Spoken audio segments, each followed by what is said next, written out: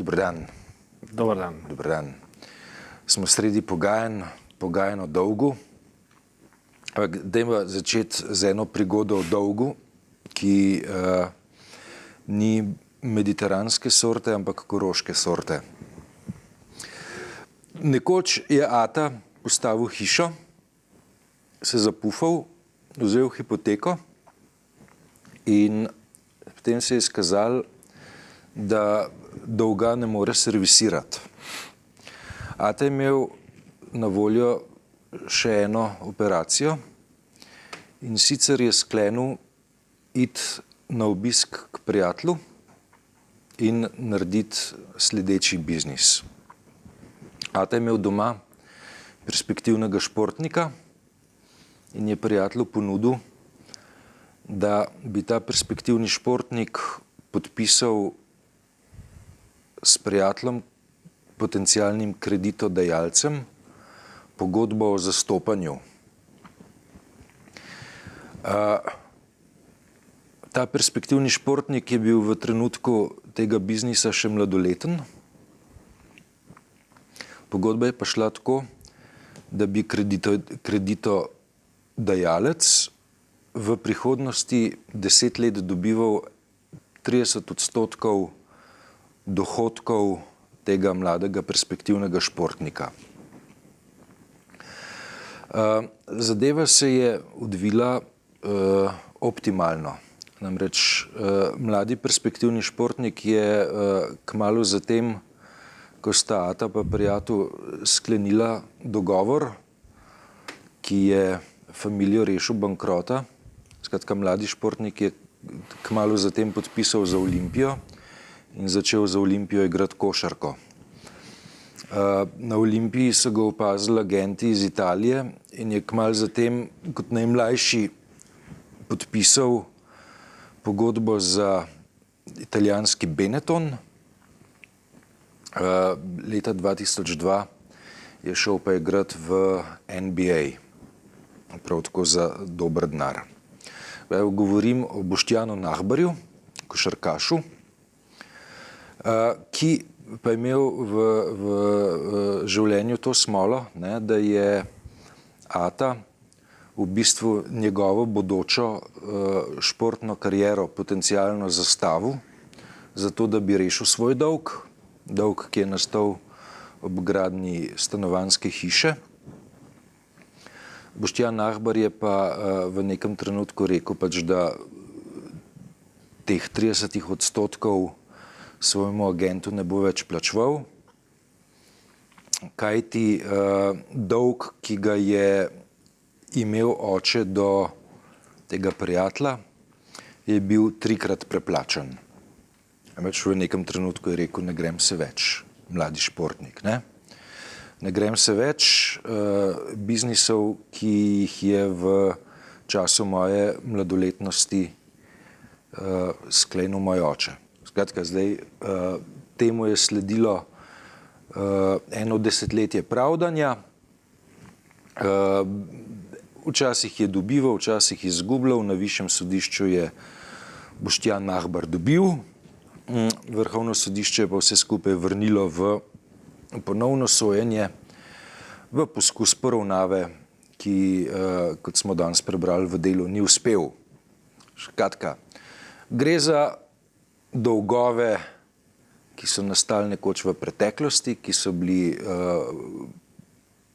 rešeni. Ne gre več za dolgove, to je 3-krat preplačano ali pa še večkrat, ne?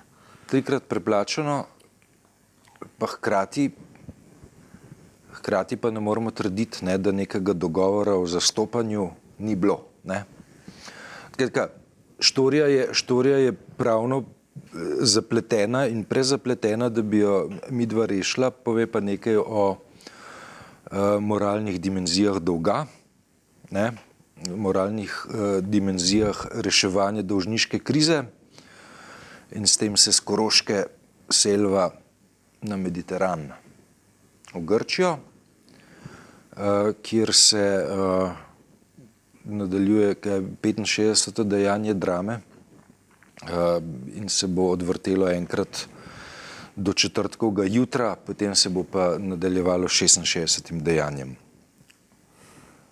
Prejle, ko sva govorila, si ti rekel, da obstaja pomembna razlika med dolgom familije Nahbar pa grškim dolgom.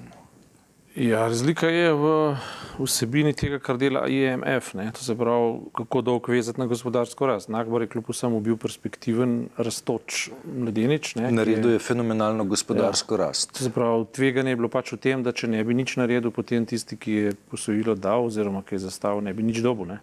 Ja. V tem bi bila razlika, ne? Ampak glede na to, da si ti rekel, da gre za pravzaprav moralni dolg in za moralne zadeve bi bilo bolj... Moralno dimenzijo dolga. Moralno dimenzijo dolga bi bilo bolj zadevo vrniti v pravni zaplet ali pa v pravno nesorazmerje, recimo v leto 17 ali pa 18. Ne? Se pravi... 1917-18. Takrat, namiguješ na oziroma Versailles, 18-19. Namiguješ na Versailles. Versailles je posledica že tega, ne, kar so se prej dogovarjali, ampak leta 18 je Wilson naredil svojih tistih 14 točk, ne, v katerih je pa že takrat dosti jasno pokazal, da je treba za kriterij prihodnosti postaviti merilo svobode. Ne, in v bistvu je takrat tudi anticipiral, da je treba Balkanu dati prosto pot, da se oblikuje po svoji želji južnoslovanskih narodov, da je treba zamejiti Turčijo do neke mere, da je treba osvoboditi morja, da bojo plovna, ne pa da bojo v zakupu ne vem koga. Skratka, stare stvari, ki so bile zakupljene po nekih pravno-dolžniških ali pa pravno, ne vem kakšnih kolonialnih razmerjih, je treba razvezati pa začeti na novo. Ne. Tudi recimo abrahamovska logika stare zaveze je bila taka, po določenih letih, mislim, da je bilo 50, se vse dugove razveže in se enostavno vse začne na novo. Potem je v bistvu zgodovina lahko diha. Ne. In zato, ker so bili udeleženci mirovnega sporazuma v Versailles nespametni, ne? V mislih imam pa Francoze in pa Italijane, ne? In niso poslušali Wilsona, zato smo dobili drugo svetovno vojno. Ne? Ker so bili pogoji naloženi Nemčiji pretežki. Pa še nekaj, oni so pravno izhodišče naredili skozi krivdo, ne skozi določitev smeren za prihodnost. Ne? Oni so obremenjevali krivdo, na nek način poskušali zafrkniti nazaj tiste, ki so zafrknili vojno, ne? In v bistvu prihodnje rodove zadolžiti za to, kar so starši počeli, ali pa stari starši, ali pa preprosto splet okoliščin. In ne vem, kjer člen je že to tam, 324 ali 234, ne, natančno, ne? V katerem se je Nemcem potaknilo občutek krivde, se pravi, ste krivi za začetek vojne in oni so to podpisali in to je bilo pol, namesto da je bila to moralna sodba, je bila pa pravna podlaga za reparacije. Ne? In potem se jim objesili gor ni da ni. Ne? In, lobotomija. Sveda, ne. Zakaj pravim lobotomija? Ja. Versajsko mirovno pogodbo je podpisal tudi portugalski zunanji minister, čigar ime sem pozabil. Ja. Zanimivo pa zato, ker je ta človek, ki je bil v tem obdobju zunanji minister, se kasneje vrnil k svoji ožji specialnosti medicini oziroma psihiatriji in je med drugim izumil tudi lobotomijo. Ja. Za kar je nekaj desetletij pozneje dobil celo Nobelovo nagrado. Ne? Lej, narodni detajl iz zgodovine znanosti, ki pa veliko pove, ki ga pa je treba imeti pred očmi, ko govorimo o znanstvenih dosežkih. Ne? In zato konec koncev, ne, to omenjam v kontekstu ekonomske znanosti, ne, ja, ki si tudi deli Nobelove nagrade, sicer po malo drugačnem ključu, pa je ta ekonomska znanost ugonobila neko ekonomijo, ki sicer ni bila nikdar prav zelo perspektivna, ali pa pač je bila, ne, mislim... Čeprav Nobelov nagrajen Štiglic je zdaj izrecno povedal, ne? Pa še kakšen, ne? Ja. Pa še kakšen, pa Krugman tudi, ne? Tako, ne? Ja. Pa tudi mednarodni denarni IMF sklad. je zdaj, prav danes, ne, je izdal zelo jasno sporočilo, da grški dolg ni vzdržan. Tako zelo jasno, direktno napisano. Mednarodni denarni sklad je pred začetkom odločanja v grškem parlamentu ocenil, da grški dolg ni vzdržan, in ker ni vzdržan, ga Mednarodni denarni sklad v naslednjih rundah, ko bodo debate o reprogramih, programih in ne vem kaj posojil, ga po lastnih pravilih niti ne more posegati v to zgodbo. Zaradi tega, ker Mednarodni denarni sklad posega v tiste zgodbe, ki kjer prepozna dolg kot vzdržen. Ne? Ja. Grška ga je pa prepoznal za nevzdržnega. Zdaj, kaj zdaj to pomeni? Ne? Pač pomeni, da trojka potrebuje svojo trojko. Trojka dobesedno ne obstaja potem takem več, sem še dvojka. Ne? Dvojka. Ali pa trojki. Veš, kaj je zaskrbljujoče? Poglej, danes, ker ne bi pač se o nečem odločalo, zjutraj preberemo v medijih, ne, in vidimo fotografije, da je nekdo šel in je opackal fasado nemške ambasade. Pa slovenskega finančnega ministrstva tudi. Mislim, to so stvari, ki se začenjajo v izrednih stanjih in na način, ki nakazuje, da v prihodnosti stvari ne bodo več take, kot so bile. To je treba vedeti. Zdaj, jaz mislim tako, ne, veš, da ko bo se čez 30 let delala zgodovina začetka 21. stoletja, ne, Ja. pač bo tale teden imel svojo poglavje. Ne. Ja. Zdaj, kaj bo konc tega poglavja, še ne vemo. Ne, ampak zdaj, čem je problem? Ne? Problem preprosto je v tem, da gledamo na svet v tem trenutku skozi ta prekleta ekonomistična očala, ki so na koncu veliki odrešenik človeštva, na koncu se izkaže, da je ekonomizem vedno za moč civilizacijo, vedno in po pravilu in povsod. Dokler gre dobro, so vsi pametni, ko gre slabo, se pa zmišljajo neko formulo, po kateri imajo spet prav in potem se jih rešuje za velike denarje, pa imajo pa spet prav. Ampak problem je v tem, da dejansko je čas, ko je treba humaniste kaj vprašati, ne? In zgodovinarje v tem primeru, ali pa tiste, ki so oboje na nek način verzirani za interpretacijo, ali pa sociologe, ki so verzirani za interpretacijo socialnih gibanj. Ampak dejstvo je, da če bodo v Grčiji nastali klasični procesi, kakršni so znani iz časa po Versajski pogodbi v Nemčiji, pomeni, da bomo zdaj dobili zlato zoro. Cipras ima ta trenutek težave z organizacijo večine v svoji lastni stranki in v svoji lastni koaliciji, računa pa lahko na glasovo opozicije in to skrajno desne opozicije. To je pa znak za alarm, bi jaz rekel. Ne? In na nek način je pomirjujoče to, da vendarle v svetu še nekaj velja ameriška beseda, skratka beseda, kakršno je postavil Wilson v tistem času in poskuša Grčiji dati neko drugo dimenzijo. Ne? Skratka, paradoks je ta, ne, da tako kot jaz razumem, veš, mednarodne finančne centre moči, ne, da med Frankfurtom kot nemškim finančnim centrom pa Wall Streetom pač obstaja očitno zelo ostro nesoglasje. Ne? Se pravi, Wall Street gleda na zadevo drugače kot Nemčija. Zdaj, kot pa kažejo zadnje analize, zdajle sem bral eno od analiz v reviji Forbes, ki je pisala kolumnistka, se kliče Coppola. Gre za to, ne, da je nemška agenda ne najbolj transparentna. Po oceni nemškega finančnega ministra Wolfganga Schäuble je treba evroobmočje prečistiti, je treba najšibkejše člene iz tega evroobmočja izločiti in to je razlog, ne, zakaj se Grčiji kot v tem trenutku šibkemu členu nalaga nove pogoje do točke, ko bo Grčija sama pod prisilo zaradi okoliščine in česa se odločila, da evroobmočje zapusti. In pač to so poskušali narediti, to sta in Varoufakis in Cipras povedala, da sta šla v referendum prav zaradi tega, ker sta videla, da karkoli bi sprejela, bi bilo premalo.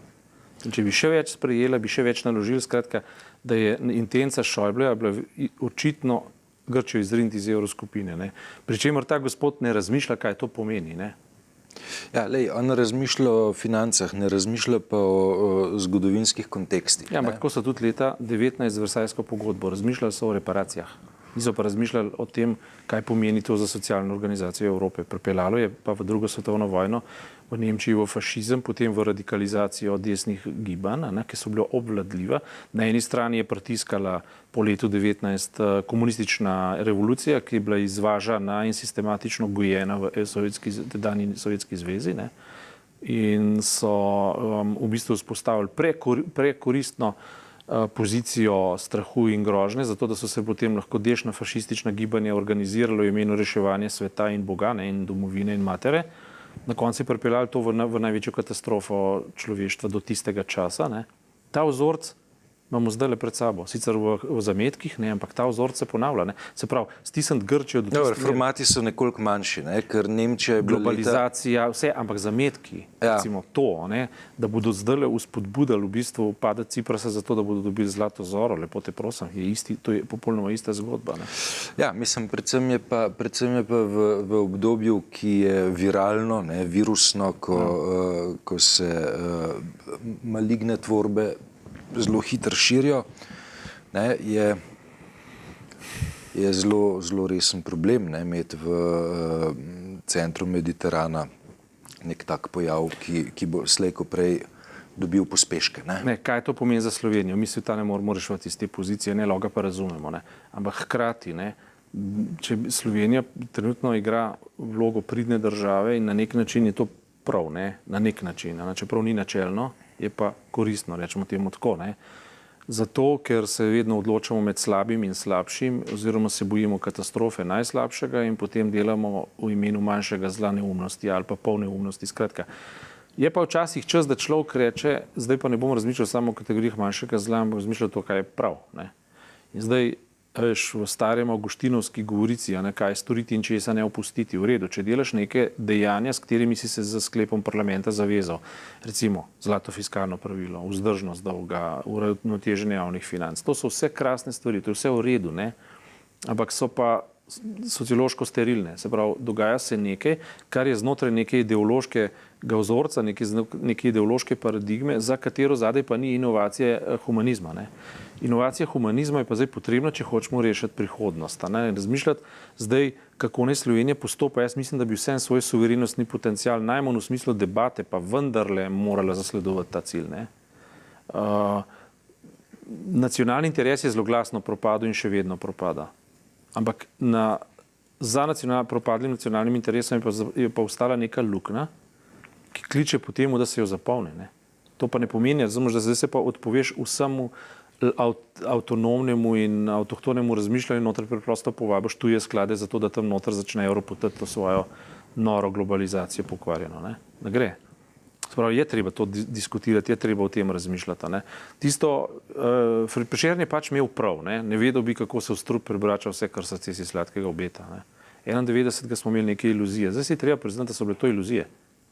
To ni bil nek resen program. In tu treba si nekaj priznati, tudi če ga narediš, vedno ga je treba rekalibrirati, vedno je treba na novo ugotoviti, ja, takole smo mislili, takole se ni šlo, kaj pa zdaj, ne. No, in to debato moramo delati. Trenutno, ne, poskušamo biti samo pridni, zato da zaflikamo, da zakrpamo finance. Ne? No, lej, mislim zdaj tako, ne, veš, da če je ideja v tem, ne, da se območje evra iz sedanje precej široke kompozicije zoži, ne, pač pomeni, da se obuja ta ideja, ne vem kako se temu rekel, Evropa dveh hitrosti, pa francosko-nemški vlak, pa medtem je francoski vlak že mali stir, oziroma bolj počas pele, pa nemški pele z neko neobičajno brutalnostjo, ne, pa ne, se zastavlja vprašanje, kako se bo ta zgodba čist na ekonomski ravni na novo postavljala. In tako kot jaz zaznavam, ne, je ideja v tem, da Slovenija svojo ekonomijo čim bolj tesno veže na te skupine, ki bi ostale v trdem jedru. Ne? To že je. Ja. Glede na izvozen potencial. Ne? Glede na izvozen potencial, ja. Ne? Ampak, a veš, a ne bi bilo mogoče vseeno boljš, ne, neke energije nameniti temu, da se staro konfiguracijo proba rešiti, ne? Kot pa da rineš v novo konfiguracijo, ki je negotova, ki je ki bo ekonomsko za državo, ki je zapufana, izjemno zahtevna, ne? In ne, a veš. Elitizem je meni sicer na neki ravni všeč, je nekaj, kar vodi k odličnosti, ampak kot vedno po pravilu in brez izjeme, ne, se elitizem vedno slabo konča. Ne vem, zakaj točno. Zato, ker ima elitizem dve definiciji, veš, ne? Ena definicija je, ne, da je elita cvetobir, osebkov, inštitucij z najvišjimi vrlinami, ne? Druga definicija je pa, da elita v resnici so tisti, ki zasedajo ključne pozicije in ki sprejemajo ključne odločitve in ne, elitna pozicija je tudi to, da pozicija nadutosti, ne? Ko opustiš neko odločitev, ne, ima ta opustitev že lahko zelo pomembno. Zdaj, če so pri pariških oziroma pri versajskih sklepih, ne, je bilo tako, ne. Tisti, ki so zase menili, da so močni, so odločali, tisti, ki so bili majhni, ne, so lahko pa dajali pripombe, potem so bile pa upoštevane ali pa ne. In približno tako Evropa zdaj izgleda, ta trenutek, ne. Odloča v bistvu eden ali največ dva, v glavnem pa en sam, ne. In pri tem elitizmu, ki je grozen, simpatičen in zdaj cela srednja Evropa poskuša biti pridna, ne. Tako kot je bila že v odnosu do Amerike, ne. Vse tisto, kar je izpod komunizma prišlo ali pa iz socializma, ne. Ampak zgodovina pa kaže, da gre za račun brez krčmarja. Ta račun se na koncu ne izide. Ne? In zdaj, ali so Grki lenuhi, ali so Grki tisti, ki ne delajo, ali so Grki tisti, ki so pridelali ta dolg. Ne? Ja, brez dvoma so ga pridelali, ne? Oni sami. Ne? Nihče jim ga ni podtaknil, ne, da bi oni to sami zraven tudi hoteli. Ne? So bili pač do neke mere lahko ali zavedeni, ali pokvarjeni, ali počasni, ali karkoli že, ampak to ta trenutek niti ni pomembno. Tudi forenzična preiskava prve svetovne vojne bi pokazala, da je bila to izrazito neumna zadeva, ne? Da so jo sploh napovedali in da Nemčija v vanjo vstopila, ampak to niti ni pomembno. Za prihodne nemške rodove, ne, je to nesprejemljiva krivica, ne? Se pravi, reparacijske zahteve, ne? Nesprejemljiva krivica. Ne? In zato je Wilson takrat predlagal natanko to, kar zdaj IMF predlaga, ne? Ker očitno tudi ima to ameriški pridih. Ne? In sicer da ne vežejo karkoli že so se dogovorili v smislu krivde ali pa karkoli že se pogovarjajo v smislu reparacije oziroma dolga, ne vežejo na gospodarsko rast. Wilson je takrat tudi dosti jasno povedal, ne, da je treba dati programe, kar se je potem zgodilo po drugi svetovni vojni. Točno to. Ne, so dali programe, potem so pa dobili nazaj svoje. Lahko, ne. In jaz mislim, da pri Grčiji je treba zdaj to modrost uporabiti, ne, ker je zgodovina narekuje. To, da tega ne razumejo Nemci, to me res čudi, ne. Ker Nemci so saj tista Kohlova Nemčija, ki je on predlagal, pa tako je bila res visoko demokratična zadeva, to, kar Schäuble zdaj dela, to, kar Angela Merkel dela, absolutno po mojem mnenju, ne vodi v rešitev niti Nemčije, niti Evrope, ampak obratno, v ponovitev zgodovinske situacije. Ne. In Slovenija, a ne, ima spet svoj zgodovinski moment, ko poskuša v nekem ključnem trenutku biti dober sodelavec, ne. Napačnih stvari. Pri napačnih stvarih. Ne. Ja. No, to je možno spremeniti. O tem, zdaj, najmanj, kar je, kako je možno spremeniti. Najmanj, kar je, se o tem možno pogovarjati. Najmanj, kar je možno to dati na mizo, tematizirati in potem reči v redu. Gospodarstvo se bo pač pragmatično orientirano, tako, ki jim bo dnevna ponudba in povpraševanje narekovala. Ne. V redu, to je pač ta del. Ne. Politični del, ne? Ja, pragmatično je treba ravnati v pragmatičnih zadevah, ampak treba je pa pogledati tudi za en korak dlje. In ta korak dlje nakazuje natanko to, kar je bilo v Nemčiji prezentno in je tudi danes. Ne? Kaj se bo zgodilo, če naredimo korak A, a je možno predvideti korak B? V Grčiji ga je definitivno možno predvideti. Zlata zora že čaka, da pograbi rezultate levice, ne, kot desnica in glasuje o isti zadevi ne. To se pravi, ne bomo, oni bodo ravno tako proti temu, da se ladjarji obdavčujejo, oni bojo proti temu, da se dolgove vrača, oni bojo proti vsemu.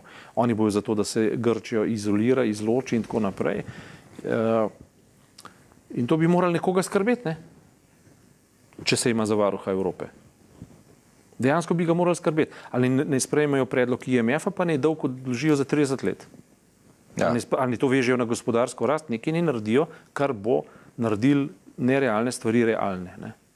In ne sprejmejo neke zaveze, ki jih bodo potem lahko tudi na mesečni, polletni, letni ravni verificirali, ne pa čakali, da še bolj zabrede Grčija, potem pa spet nastopili za macolo. Ne? Ker Nemčija je zdaj dejansko pokazala, to se zdaj že ve, ne? Potem, kar je Varoufakis tudi povedal za nek londonski časopis. Ne? New Statements. Ja. In potem, kar je Cipras povedal, se že ve, da so Nemci dobesedno poskusili Grčijo spraviti ob živce, da bi sama šla ven iz evropske skupine. Ne?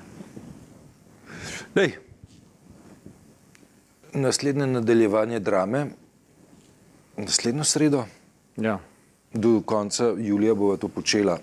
Potem Pa si bo bo pa mi vzela dam predah. time out. Tako je. Ja.